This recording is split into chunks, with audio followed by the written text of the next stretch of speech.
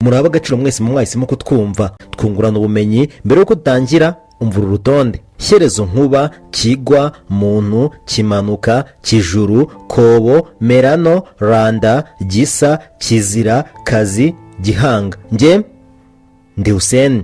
Ikaze. u Rwanda rwagiye rutegekwa n'abami batandukanye kuva rwabaho kugeza ubwo abanyamateka babagabanyagamo ibyiciro bitatu. ibyiciro babagabanyijemo n'ibi: abami b'ibimanuka, abami b'umushumi n'abami b'ibitekerezo. abami b'ibimanuka ni abakomoka kuri shyerezo. ibuka urutonde twahereyeho. abami b'umushumi ni abatazwi igihe bategekeye ndetse n'ibyabaye ku ngoma zabo, naho abami b'ibitekerezo ni abami bazwi neza igihe bategekeye n'ibyabaye ku ngoma zabo.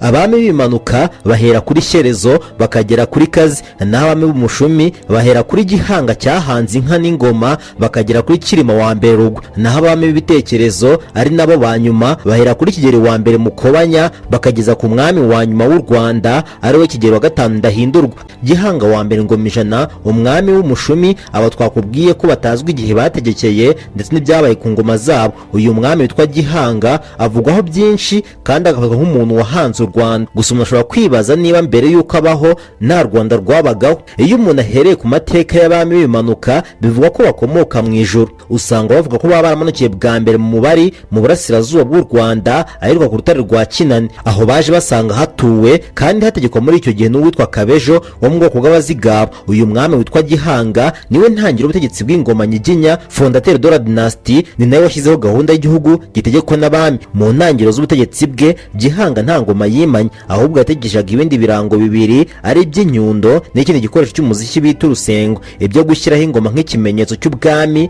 ngo yaba yarabizaniwe n'uwitwa Rubunga nawe abikopeye mu bucurabwenge bwakoreshwaga n'abitwa abarenge bari abasinga ari nabo bitwaga basangwa butaka, bivuga abo abanyiginya basanze bategeka, ngo akaba ari nabo bari mu gihugu mbere y'uko irangoma Nyiginya iza kurutegeka. ingoma ya mbere yakoreshejwe n'ubutegetsi bwa Gihanga yahawe izina rya Rwoga bituruka ku ijambo kogera cyangwa se kwamamara. Rubunga wayizanye niyo bakunze kwita Mwungura, ari naho banakomerezaho bagira ati ni Mwungura wunguye ingoma ubwiru. akaba akomokaho n'umuryango Abatege bituruka ku izina ry'umwe mu bakurambere babo witwaga Nyabutege. ikoreshwa ry'ingoma nk'ikimenyetso cy'ubwami bwa Gihanga ntibyakwiyeho burundu ikoreshwa rya biriya bimenyetso bindi byakoreshwaga mbere ari by'urusengo n'inyundo nk'uko amateka akomeza bigaragaza. urugero rutangwa ni uko iyo ubwami bamenyeshaga icibwa ry'umuntu runaka cyangwa se umuryango runaka ariko mu buryo butari burundu hakoreshwaga umurishyo w'ingoma, naho mu gihe iyo cibwa ryemezwa mu buryo bwa burundu baritangazaga bakoresheje urusengo. nubwo washidikanywa niba Gihanga ari we wahanze u Rwanda cyangwa atari we,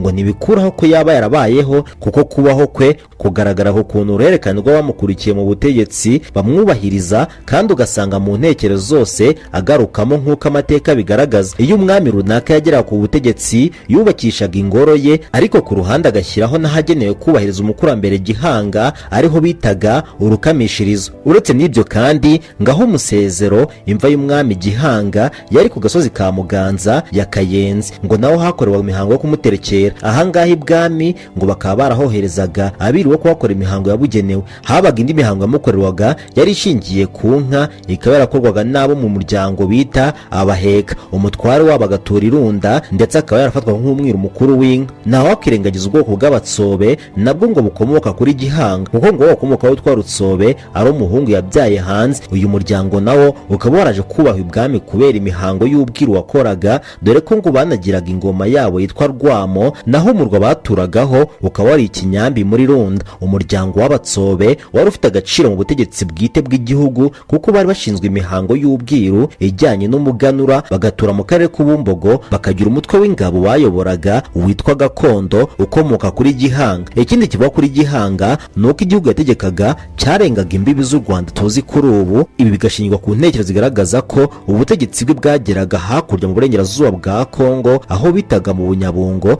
ndetse n'ahitwa Buhindangoma hakurya muri Rucuru. ahandi hagaragara ibirari by'amateka bishobora kwemeza ko Gihanga yabayeho ni mu majyaruguru y'u Rwanda ahitwa Buhanga hagati ya Nyamutera na Nyakinama, kubaza amazina y'uturere twa kera. aha hagaragaraga ibigabiro by'aho uyu mwami yari atuye, ariko umuntu akaba atakwemeza ko ibyo bigabiro bigihari magingo aya kubera ibikorwa by'ubuhinzi n'imiturire. imwe mu mihango yakorwaga muri aka gace ni yakorwaga ku mfizi yitwa Rugira ngo yabanaga n'inka zitwa Ingizi nk'uko uyu munyamateka bivuga. Iyi mihango ngo yaba yaratangiye ku ngoma y'umwami Yuhi wa kabiri Gahima, ari nabwo umutwe w'ingabo zitwa gakondo zatandukanaga n'izitwa banga kugoma. Nyuma banga kugoma bakoherezwa kuba hariya mu Buhanga. Undi murwa wa Gihanga uvugwa mu mateka ni uwari ahitwa Nyamirembe cyangwa se Humure yo mu Mutara, aho uyu mwami ngo yaba yaragenewe umuhungu we Kanyarwanda ngo azaba ari umusimbura ku ngoma amaze gutanga. Ikindi amateka agaragaza avuga ko Gihanga yagiye abyara abana batandukanye badahuje ba nyina, kuko nawe yari afite abagore benshi nk'uko byari bisanzwe bimenyereye mu Rwanda rwo hambere. Umugore wa mbere wa Gihanga yari uwitwa Nyamususa, akaba umukobwa wa Jeni uturuka mu bwoko bw'Abarenge, akaba yarabyaranye n'uyu mugore Kanyarwanda Gahima wamusimbuye ku ngoma. Kanyandorwa Sebugabo se wa Mushambo ukomokaho n'ubwoko bw'Abashambo wabaye umwami wo mu Ndorwa, ndetse n'uwitwa Kanyabugesera Mugondo se wa Muhondogo sekuruza w'ubwoko bw'Abahondogo bategetse Ubugesera, ndetse na Nyirarucyaba umugabekazi w'ubwoko bw'Abacyaba bategekaga ingoma y'Ubugara. Gihanga kandi yarongoye Nyangobero ukomoka mu Bunyabungo, intara ya Kivu y'Amajyepfo, banabyarana Kanyabungo Ngabo waje gutegeka mu Bunyabungo, ndetse na Rongo Nyirampirangwe babyarana Gashubi se wa Gashingo ukomokaho n'abitwa Bashingo, ndetse ngo babyara n'undi mwana witwa Gafoma. Gihanga yari afite undi mugore w'inshoreke witwaga Nyirarutsobe, babyaranye Rutsobe umukurambere wabo mu bwoko bw'Abatsobe. Abari badusabye mu mateka ya Gihanga ngo mijana mu nyemere mu ncamake tuyasoreza aha. Mwese mwahisemo kutwumva, ndabashimiye. Njye ndi Hussein.